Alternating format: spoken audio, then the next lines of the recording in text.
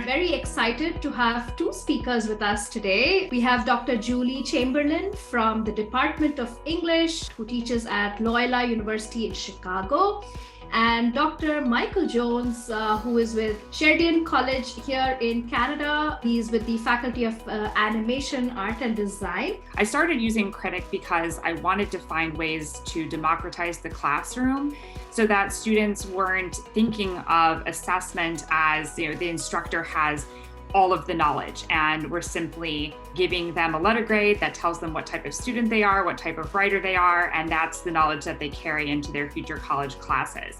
I also wanted them to think of writing as a practice that is not aimed at scholars like myself or experts in any type of field that they are interested in, but their peers, others who are learning how to write, how to meet a set of university expectations at the same time. So I wanted them to think of their peers as their audience for their writing, especially in first year composition.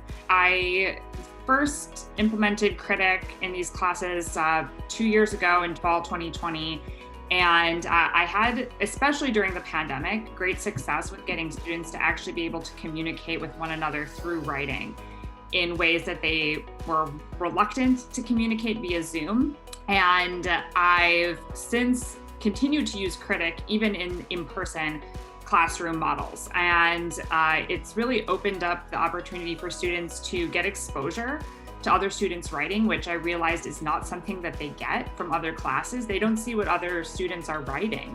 And they hear from those who are more vocal and discuss in class, but there are students who are excellent writers and excellent thinkers who they never hear from in class. And by getting exposure to those students' writing, they improve their own writing and their own critical thinking. So I also appreciate the way it teaches writing as a recursive process. We're not turning in the final essay on the due date and then we're done. It's, we're turning it in, then we're getting feedback, and then we're responding to that feedback. So it really models the types of writing practices that professionals do. There's a peer review process to getting published in a journal, and that's what they're modeling in their own classroom experience. The benefit of Kritik is that they do it, they submit it, they see other people's work. It's all anonymous, so it's not tied to your name unless you want it to be. They get the experience of learning from other people's work, including some people who are really coming in knowing their stuff already.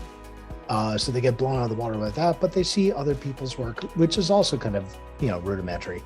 And they're like, well, this isn't too bad. I feel okay with this, and you feel more empowered to do it yourself.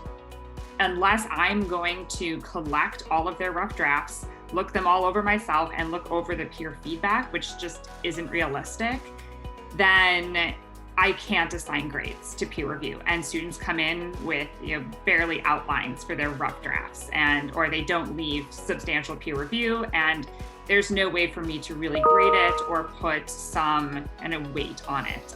And this system enables that. And I think they feel that they're getting some kind of grade or an incentive for doing this work, when half the battle is just getting them to write the rough drafts in the first place. This works really well for me because I enjoy kind of more organic and emergent thinking and work. But one thing, the helpful part of that is with the rubrics and everything, if you need that kind of structure, especially for evaluation, it's there if you need it.